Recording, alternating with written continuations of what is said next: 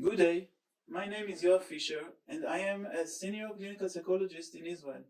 Today I will present a case study of an ASAD patient demonstrating the colopsychotherapy approach which I have developed over the past 25 years.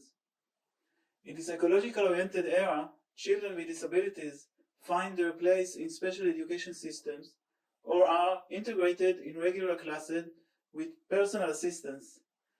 In my work as a clinical psychologist, and as a developer of the colopsychotherapy approach, I have met many of the children in my therapy room at the colopsychotherapy center, usually individually and sometimes in therapeutic groups. Now, let me introduce the background of the colopsychotherapy and its main ideas.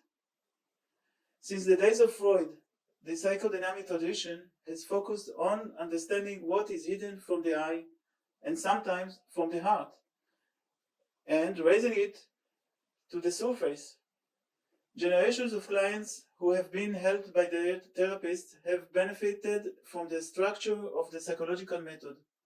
The process of raising unconscious materials from the subconscious to the conscious mind, processing it and understanding it, has allowed for conflict resolution, reducing anxiety, re-establishment of damage interpersonal relations, and the ability to more successfully deal with reality. However, other clients have gotten stuck in their efforts to discover the hidden parts of themselves, and in less successful cases, were frightened off by the insights that surfaced.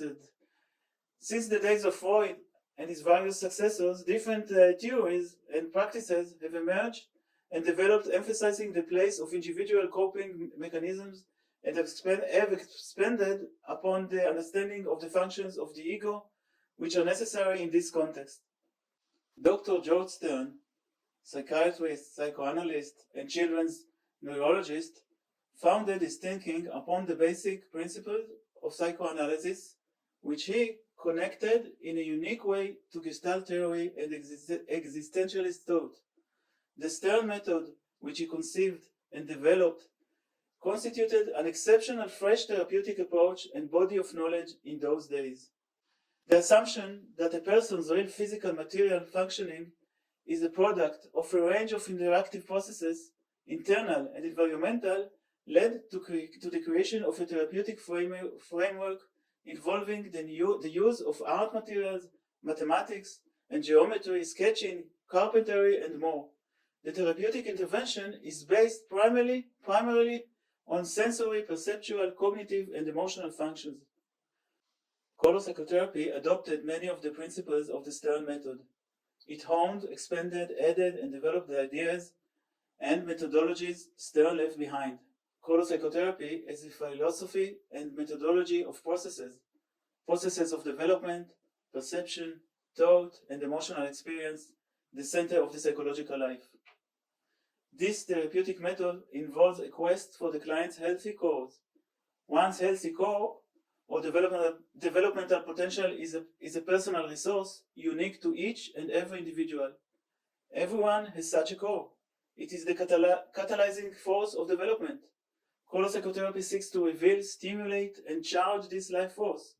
The experiential stimuli involve, arouse, and catalyze the individual's core strengths. A person's sensory, perceptual, cognitive, emotional responsiveness finds expression again and again in the clinic, given the personalized stimulatory structure which the therapist provides. This therapeutic modality occurs in an environment that is alive, breathing, responsive, challenging, and safe, and most of all, enjoyable. As demonstrated in the slide, the therapeutic method of colopsychotherapy sees the emotional world as the central energy nucleus, which bridges and links all mechanisms. According to this method, the world of color, emotion, the primary navigator of existence, is the main objective of therapy. The world of emotion depends on how our senses meet external stimuli, our perceptions of them, and the way we mentally decipher them. Accordingly, the stimuli we offer in therapy accounts for the client's functional strengths or seeds of strengths in order to empower the overall activity of their psychological functional system. In this way, a chain of events in which different sensory sensitivities lead to over-responsiveness and emotional vulnerability can synthesize differently given that the interpretation of the stimuli will change. Stimulations that threaten the perceptual and cognitive systems will lead to this goal, and by the end of the process, the emotional world will become more resilient and will cease to block the client from experiencing the world.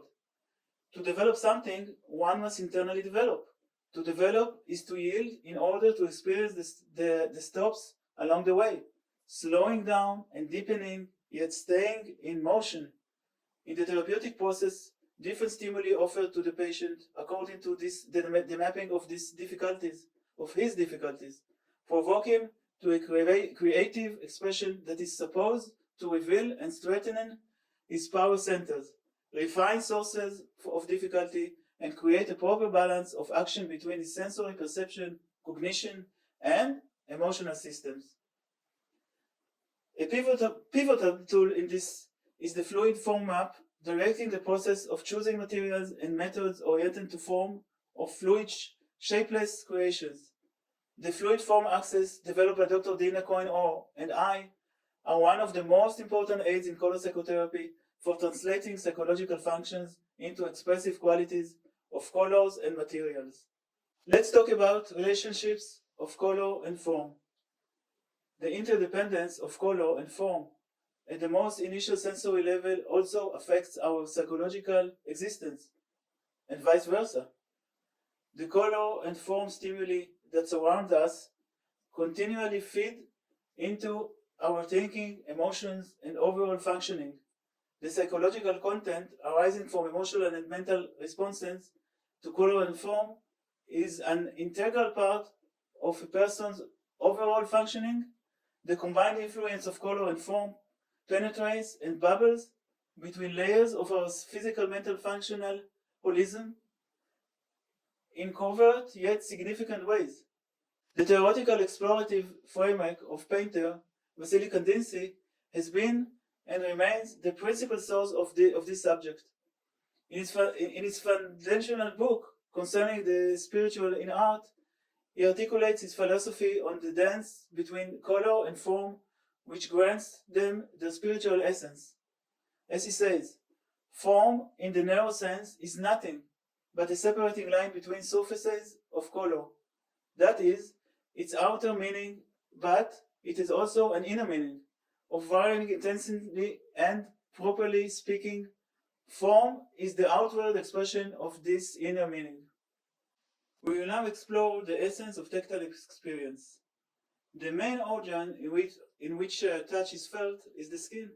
The skin, according to one of the claims, is actually the visible part of the nervous system. It is a system with sensory sensitivities, contact, pressure, pain, heat, etc., which is closely related to other senses: hearing, sight, smell, taste, kinesthesia, and balance. Haptic operations, from the Greek word haptistai, meaning of or relating to the sense of touch. Like, for example, skin tactility and skin pressure derive information about the material properties of objects we touch, like shape, size, and so on. The haptic system is in fact a basic tool for orientation. In the words of Welton, haptics are the building blocks of a sense of self. Haptic sense provides an experiential base for a wider sense of being. They are a means by which the environment directly impacts upon our sense of self. In fact, as Montague expresses it, we are never really secure unless we can hold on to something, nor do we really believe that we understand anything until we have a firm grip on it or grasp the point. Acts of touching, therefore, can be referred as activators of the relation between being touched and being moved. Therapy with material in general, and in some materials especially, like slime in particular, addresses this very human need to grasp onto something concrete in order to touch more abstract psychic materials. The possibility of grasping a finite object provides the client with a means to safely explore the infinite realms of his psychological existence. Color psychotherapy embraces the importance of positive experiences in the therapeutic setting. With fine tweezers in hand, the therapist gathers loose threads of opportunities and brings them out into the therapeutic space. Responding with curiosity to a single gram of seemingly negligible knowledge in a subject the client has nonchalantly brought up is likely to lead the client to teach the therapist more about the subject while arousing positive emotions of pride and competence. Certainly, when the therapist suggests a creative play expression or activity in the clinic on their own initiative, they will choose one likely to arouse positive emotions. The potential to arouse positive emotions exists even more so when the activity is connected to the individual seeds of strength. In addition, the proposed activity should be compatible with the client's stronger ego functions, skills, and capacities, even if they are not extraordinary in quality, as they have enough potential to arouse enjoyment and wonder in the therapist, and eventually the client as well. I will now present the case study of a boy we will call Shai, whose details have been altered. We will observe the elements of touch and color in his psychotherapeutic process. Shai is a 16-year-old boy diagnosed on the autistic spectrum from his early childhood. Shai has been treated in various therapeutic settings and studied in special schools. Despite these efforts, his emotional and functional state was relatively poor and very unstable by the time we met 6 years ago. He would walk around outside the classroom during most of the school hours, his hands covering his ears, asking to be hidden and frightened of people and noise. Almost everything triggered rage, and he entered endless cycles of anger, sometimes in physical outbursts. Needless to say, in this situation, he was barely able to learn. His scholastic abilities seemed minimal and far from norm for his age, even with regard to his communication problems. At the time, the medication he received did not seem to be effective enough, and the frustration of his parents and school personnel was great. For more than half a year, Shai spent most of his time in cycles in the treatment room, moving and jumping between situations. Quickly, very quickly. Part of the time, he spoke to himself in a way that he did not understand. Some of the time, he shook a large Lego box with force until the Lego parts rumbled loudly, and at other times, he fought deadly battles between the toy dolls and smashed them until some of them broke. Only many months later, Shai let me introduce him to the world of color and touch. I laid down a few gouache spots directly from a bottle on a small Bristol sheet, and he was ready to watch for the first time, then went to his other affairs in the room. At the next meetings, he refused to approach the color. Time and again I tried and was ignored. Then, once he agreed. We repeated the process until, without warning, he put his hands to the page, and in seconds they were dipped in the color and slid in. Ahead of us was a sheet of uniform brown, which seems to me to be a mass of poop. A small time passed, and he was willing to add a single color to the stains, but before I could respond, he went to the sink and rinsed the page. I had not known before that it was possible to wash paint, and that a painted Bristol page could return to its white state. Shai finished whitening the page and seemed to be satisfied with the completion of this work. So over and over and over again. In color psychotherapy, we do not passively wait for the patient to develop. We offer stimulation to development. We do not give up. I demonstrate to Shai that he can crumple the page at the end of the rinsing process. Shai agrees to do so. Then another suggestion: glue the crumples on hard cardboard or wood. This is another developmental requirement to plan, to use another tool, for example brush, and to apply it. This represents the adhesive bonding process, which is implicitly a suggestion of a connection between two materials or two people. If we enjoy touch so much while smearing the colors into poo, I think to myself, we might expand this therapeutic gate. I suggest a clean and beautiful sand. Shai enjoys touching the sand with his hands and pouring large amounts of it into gouache colors. He then mixes them with a spoon, sometimes directly with his hands and sometimes covered with gloves. He looks excited and very active. Many lamps are created and we add to them smelly plastic glue, gypsum powder, sometimes leaves, and sometimes Shai drones in it dolls or soldiers. The original colors soon become chewy brown, rust, or black. I start offering Shai to transfer the duffers to different tools of different shapes, bottles, large, small, square, and round containers. Like the world, in which we must respond and relate to different forms, to different structures, to different frameworks, to different teachers, to different children. Now we can turn to work with layers, differential layers. Shai agrees that we will put different colored masses on top of each other so that when they dry, they can be removed as a layered cake from the container and be observed. Shai agrees to touch the products that have since passed into a solid state form and provide a different and renewed sensory experience.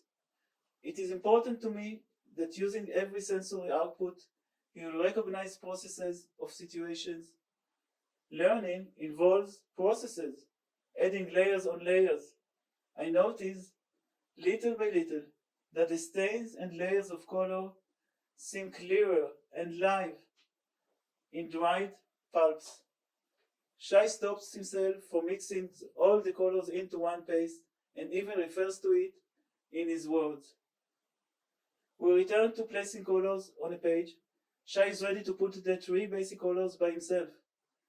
We place on the stains another page or different kind of nylons, which he presses hard with his palms so that the colors being crushed will be combined. We call it transfer in the language of color psychotherapy. After we lift together the top ristol or top nylon, Shai agrees to implement our new contact. One page I keep to dry and place in his folder, and another page he may wash as he wishes. Through this tedious process, Shai created color connections, possibly the potential for future connections to people and the world. Another base, another material, another container, another touch, another form of contact, and much more. I want Shai to let go, as much as possible, of the familiar, compulsive repetition and open himself up to the world. I wish he would transform his autistic closure into a mechanism of curiosity for new revelations, as natural for children, allowing them to be open to learning. I introduced Shai to slime, which has conquered the world during the few years since 2016, 2017, and which I have found as a material and as a multifaceted endeavor. See my article from 2017, and of course my book from 2023. Preparing and changing the amounts of materials, compounding the slime, Shai concentrates mainly on the elements of the degree of adhesion of the material. And for those of you who did not experience it, slime may be very sticky or almost flexible as a rubber ball, depending on how it is prepared. I consider the importance of this process as I regard it as a metaphorical test of his experience of himself in a subordinate relationship stuck and drowning in him, and on the other hand, he controls and enjoys contact with others. Shy is now a less threatened and vulnerable child. It is rare, and there is hardly any defiance of vocal stimuli. His anxieties are more moderate, and he knows how to communicate them verbally and to negotiate his way of overcoming them. His discourse with his parents is reasoned sometimes as a stubborn adolescent. He is a member of a high school for children with communication difficulties. He studies according to the level of the class and is able to achieve high grades, which is very important to him.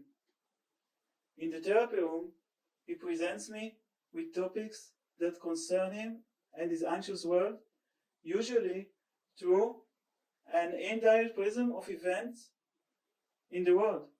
The American-Korean conflict, road accidents, the anniversary of the Twin Towers disaster, and other occasions.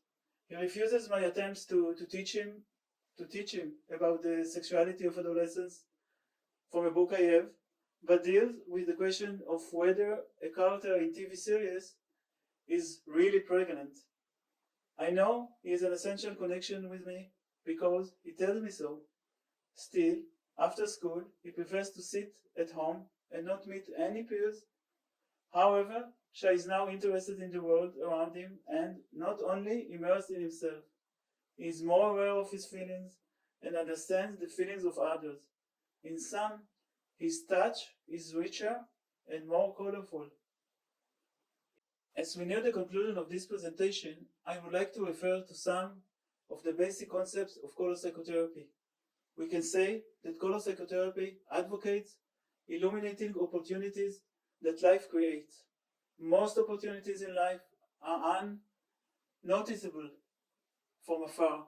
Most are hidden and blurred beneath the surface or covered up. They are frequently buried beneath a pile of failed events, painful life experiences, traumas, and conflicts that have clogged up one's vision. Color psychotherapy scans and traverses these layers of the client's practical and psychological history. The therapeutic actions in color psychotherapy can be linked to an advanced recycling center. In the same way designer chairs are created from moldy plastic bottles drawn from a pile of garbage, we draw up an individual's sprouting strengths and abilities, building blocks for a richer and more positive life. Color psychotherapy provides stimuli for perception in a planned, intentional way. At the same time, listening in the first priority, even within the active structural framework. When the therapist identifies a client's unplanned and unexpected response to a certain stimulus, they should connect to this event.